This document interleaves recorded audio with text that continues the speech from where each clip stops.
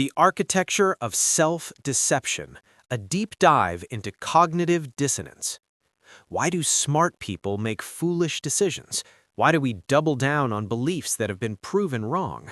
Why do we stay in jobs that make us miserable or relationships that have clearly run their course, convincing ourselves that it's not that bad? The answer often lies in one of the most powerful and pervasive forces in human psychology: cognitive dissonance. First identified by social psychologist Leon Festinger in 1957, this theory exposes the mental gymnastics we perform to maintain a sense of consistency. It helps explain the polarization of American politics, the psychology of consumerism, and the very human struggle to admit when we are wrong. This analysis explores the essence of Festinger's theory, the specific mechanisms we use to reduce mental tension, and how this invisible puppeteer pulls the strings of our daily lives, from the voting booth to the office cubicle.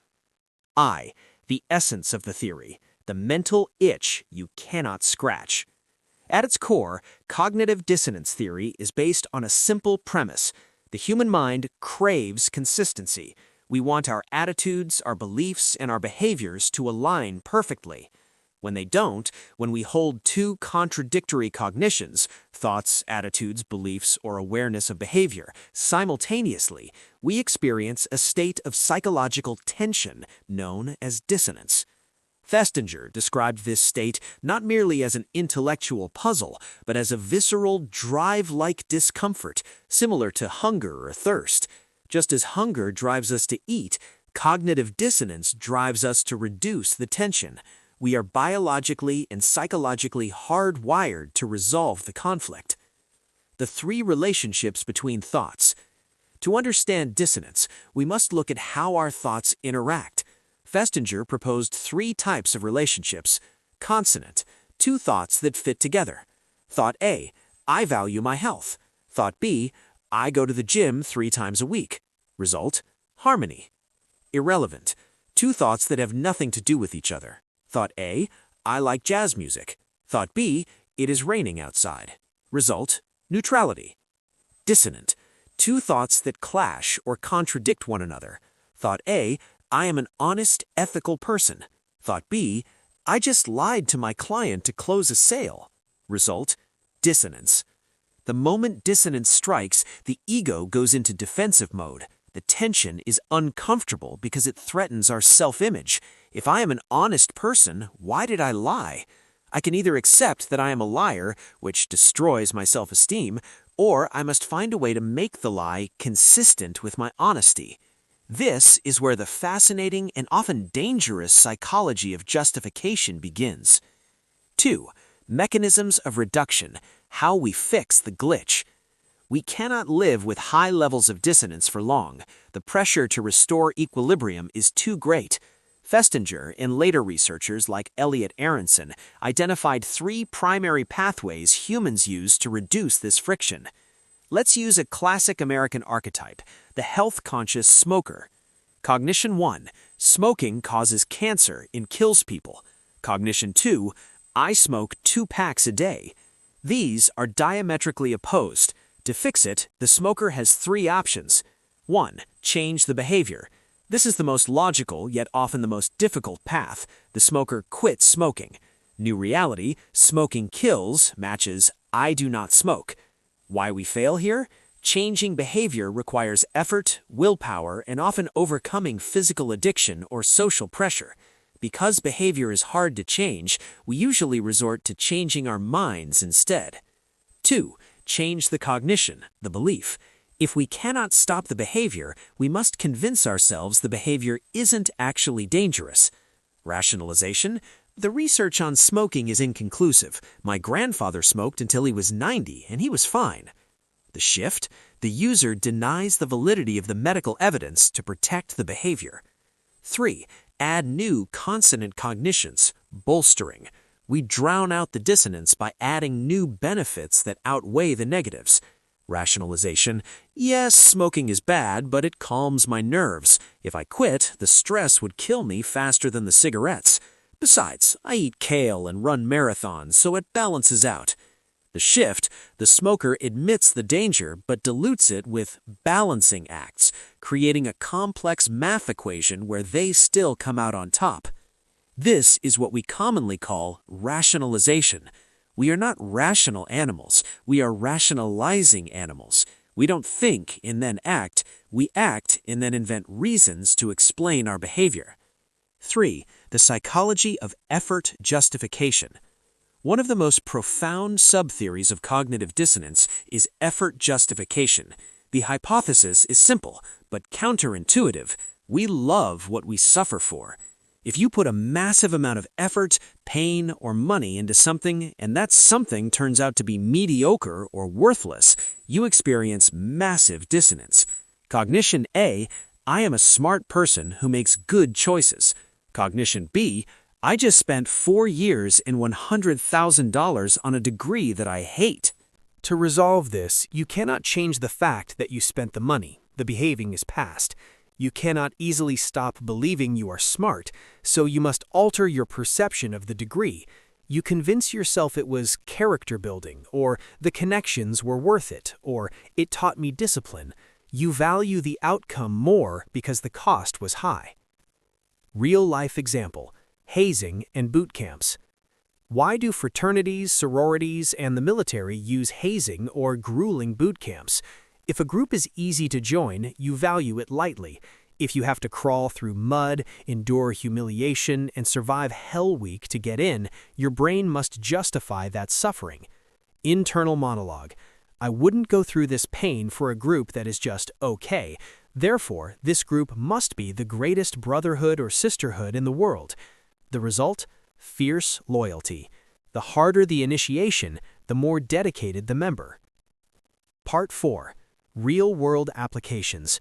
Dissonance in American life.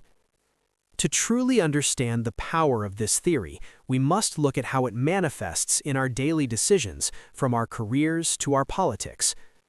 1. The workplace trap. I must love this job. Consider the American dream career path.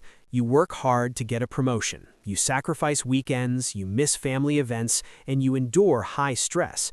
Finally, you get the corner office, but then you realize the job is actually boring and the stress is ruining your health. The dissonance. I sacrificed everything for this job. This job makes me miserable. The end result is justification of effort. Instead of quitting, which would mean admitting the sacrifice was a waste, a painful hit to the ego, you convince yourself that the stress is a badge of honor. You start telling people, I thrive on pressure. You embrace the hustle culture. You look down on people who work 9-to-5s as unambitious. You haven't changed the job. You've changed your perception of the misery to make it consistent with your sacrifice. This keeps people locked in toxic work environments for decades. 2. Consumerism and buyer's remorse.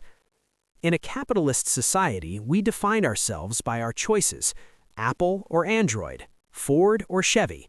After making a major purchase, say a $60,000 luxury car, we often feel a pang of regret. This is post-decision dissonance. The conflict. You see a bad review of your new car, or you see a neighbor with a better car for a lower price. This threatens your self-image as a savvy consumer. The outcome is we become brand loyalists, not because the product is perfect, but because admitting we bought a lemon is too painful for our psyche. 3. Political polarization, the backfire effect. Nowhere is cognitive dissonance more visible than in the current U.S. political landscape. When we deeply identify with a political party, that affiliation becomes part of our identity. If we are presented with factual evidence that contradicts our candidate or our party platform, we do not usually change our minds. Instead, the dissonance triggers the backfire effect.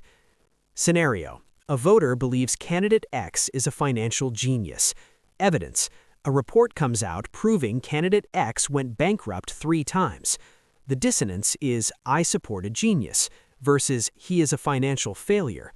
The reduction strategy is the voter does not drop the candidate. They attack the source of the evidence. That newspaper is fake news. They are part of a conspiracy. Bankruptcies are actually a smart business tactic to avoid taxes. The contradictory evidence actually makes the voters support the candidate more strongly to prove their loyalty and reduce the internal tension. Facts do not win arguments against dissonance. They often fuel the fire. Part 5. The danger of sunk costs in relationships. Relationships are fertile ground for dissonance because they involve high emotional investment. Imagine you have been with a partner for 5 years. The relationship has turned toxic. They are disrespectful and unsupportive. Your friends tell you to leave. Cognition A. I have invested 5 years of my youth in this person. Cognition B. This person is bad for me. To leave is to admit that the last 5 years were a mistake or a waste. The dissonance of wasted time is excruciating. So you reduce dissonance by trivializing the bad behavior, like he didn't mean it, or she's just stressed, and exaggerating the good, but we have such a history, or he needs me. This is the sunk cost fallacy driven by dissonance. We throw good money or time after bad to avoid the pain of admitting the initial investment is gone. Part 6. Inducing dissonance as a tool for change. While dissonance often leads to denial, it can also be harnessed for positive growth. This is known as the hypocrisy paradigm. If you want to change someone's behavior, lecturing them rarely works.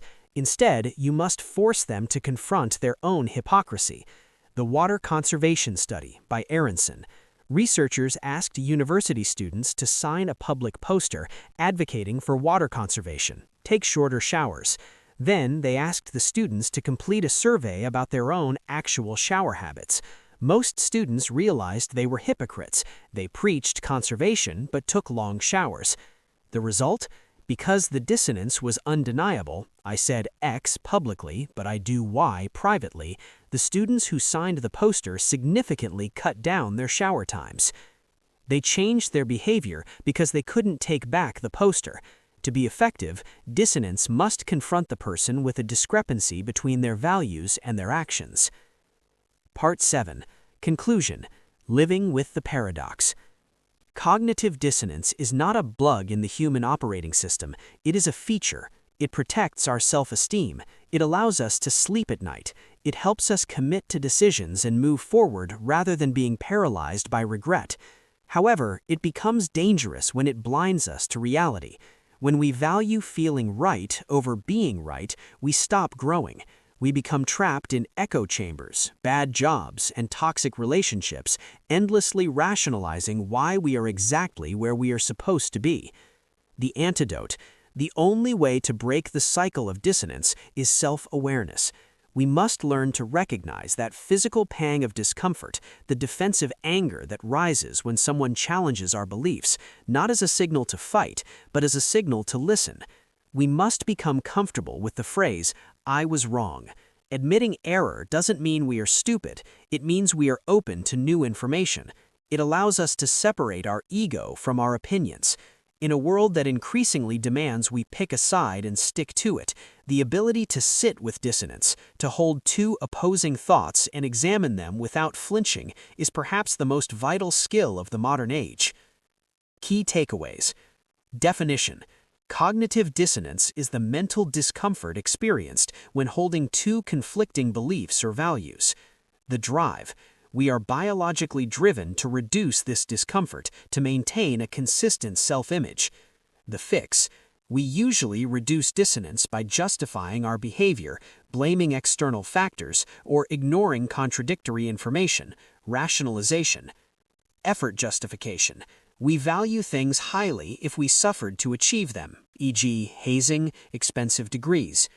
Growth. Recognizing dissonance allows us to break free from self-justification and actually change our behavior.